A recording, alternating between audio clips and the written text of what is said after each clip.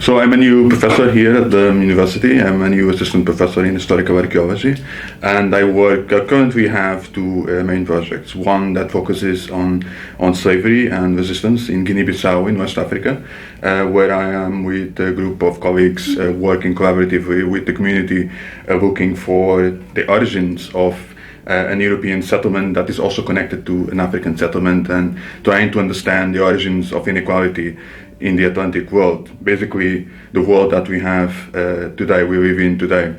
And another project that I have is about resistance to fascism, which is a very important theme these days.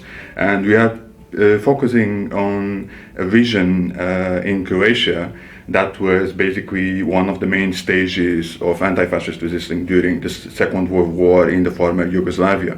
So again, like in Guinea-Bissau, I'm working collaboratively with the community who wants to value their heritage, and has invited archaeologists to work with them as they are planning to, bring some visibility to their local heritage. So one thing that is really matters to me when it comes to historical archaeology is that it's a kind of archaeology that is really focused on the world that we live in today. We might look at very ancient things from antiquity, from the Middle Ages, but in the end what we are doing is basically looking back from where we are standing today.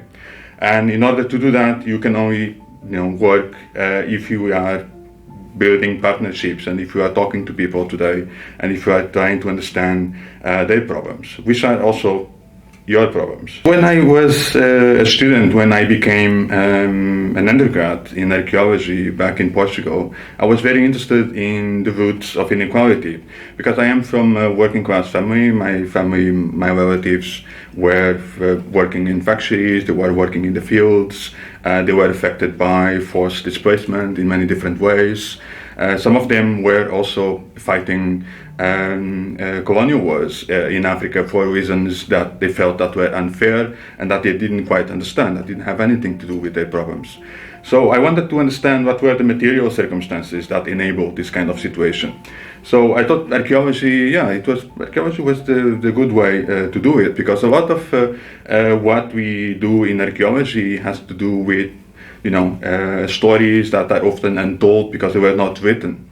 And historical archaeology often opens the possibility of understanding stories that are not necessarily very old, but they were not written. They are basically print in objects, they are revealed by artifacts, by sites, and sometimes connections that we will not be able to do otherwise just by looking at books or written sources. Just to give you an idea,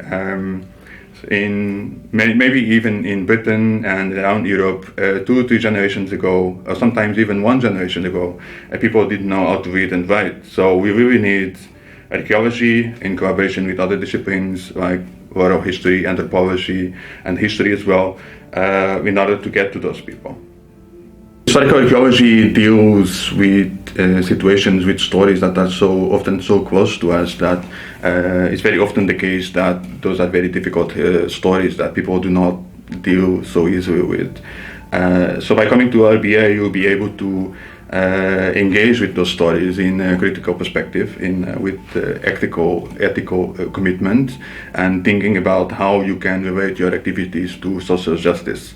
And contemporary struggles for social justice. So basically you're coming here to this BA not just to learn methodological approaches to the past, but we also teach you how to confront difficult histories in a way that is ethical, in a way that is going to be beneficial and positive for the people who are part of these stories. I can give you a couple of examples. So we have staff in the department working with issues of colonialism and slavery, and the legacies of slavery and colonialism are still very much part of today's world, structural racism, for example. And this is something that we have to address in archaeology, and archaeology offers possibilities to study and to deal with these legacies in a way that can contribute to improve our world today. We have other colleagues who are also collaborating with our BA in Archaeology of the Historic World, who work about sites of atrocities, they do exhumations of mass graves, about the First World War or the Second World War, the Spanish Civil War. So we will be able to offer you very different perspectives of what it is to deal with situations, with stories that are so difficult even for people who are, alive around us today. This country is really diverse, and you find people from around the world here and people with all sorts of backgrounds.